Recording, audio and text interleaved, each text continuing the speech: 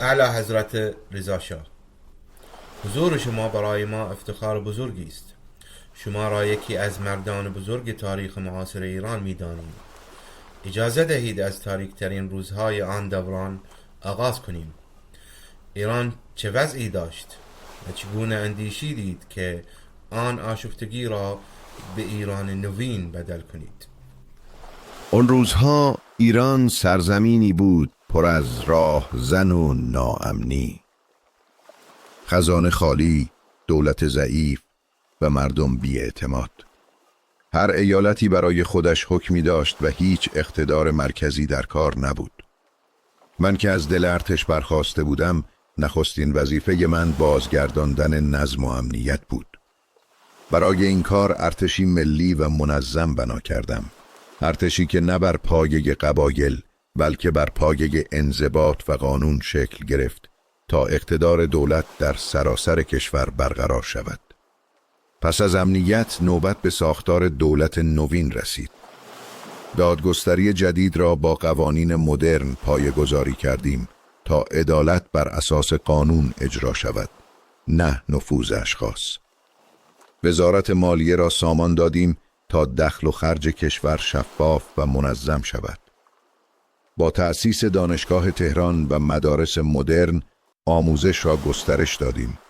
این آموزش نه تنها برای پسران بلکه برای دختران نیز فراهم شد، نسلی که تا پیش از آن از تحصیل محروم بودند. آموزش نوین و اعزام محصلان به خارج سبب شد طبقه‌ای تازه از روشنفکران، مهندسان و متخصصان شکل بگیرد. کسانی که به کشور بازگشتند و در ساختن ایران نوین سهم گرفتند. در کنار اینها راه آهن سراسری ساخته شد تا کشور به هم پیوند بخورد و صنایع و کارخانه‌های جدید پایه‌گذاری شد.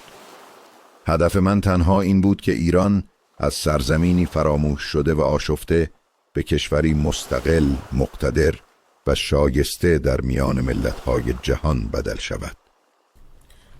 اعلی حضرت، در مسیر این کار بزرگ چه سختی‌های پیش روی شما قرار گرفت؟ راهی که برای نوسازی ایران آغاز کردم پر از سختی و مخالفت بود. بیشترین مقاومت از سوی مذهبیون بود. آنان با دادگستری نوین دشمنی می کردند، زیرا می خواستند محاکم در دست خودشان بماند.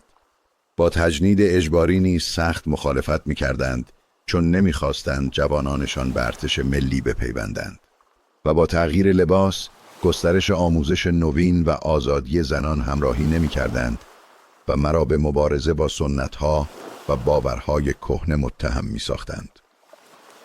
اما من باور داشتم که اگر ایران بخواهد زنده بماند، باید خرافه را کنار بگذارد و با عقل و دانش پیش برود. از بیرون نیز جهان در آتش جنگ می سوخت.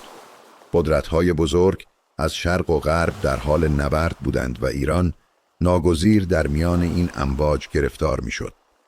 نگاه آنان به ایران همیشه به چشم منبع نفت و گذرگاه راهبردی بود، نه کشوری مستقل. همین فشارها سرانجام به اشغال ایران و کنارگیری من انجامید.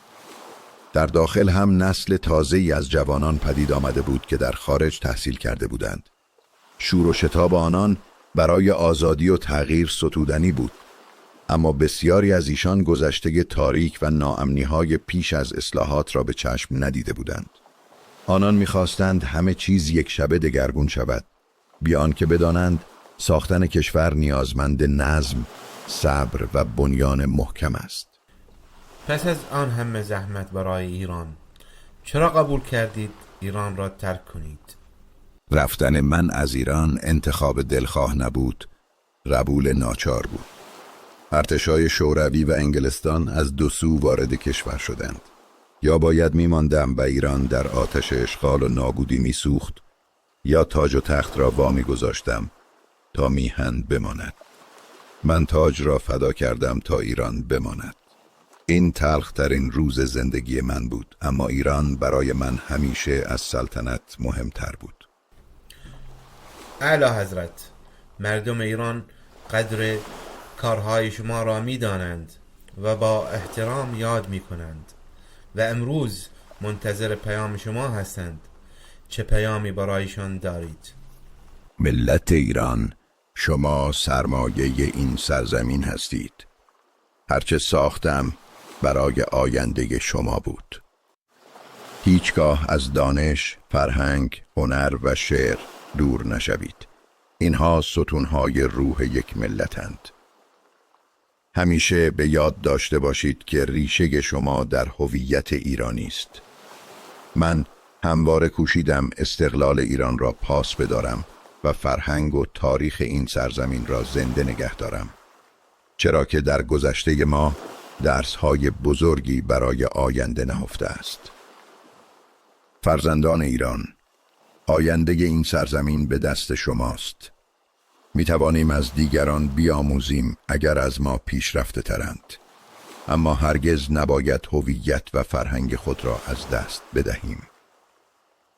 قدر استقلال و آزادی را بدانید و نگذارید ایران دوباره بازیچه بیگانگان یا خودخواهی حاکمان شود. آینده در دست جوانان است. با اتحاد و دانایی می توانید ایران را سرافراز نگه دارید و بدانید میهن همیشه شایسته تر از هر مقام و منفعت فردی است. اگر روزی میان منافع شخصی و ایران باید انتخاب کنید، راه روشن است. ایران بماند، من بروم.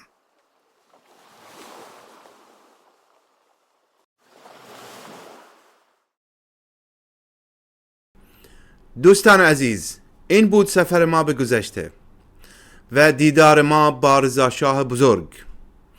باید همیشه بیاد داشته باشیم که او بنیانگذار اصلی ایران مدرن بود و راه توسعه، صنعت و اقتصاد نوین را آغاز کرد. رضا شاه روحت شاد. سپاس از همراهی شما در این سفر.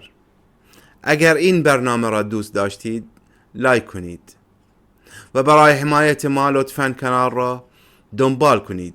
دیدگاه هایتان را برای ما بنویسید و حتما قسمت های پیشین را ببینید. سفر ما ادامه دارد.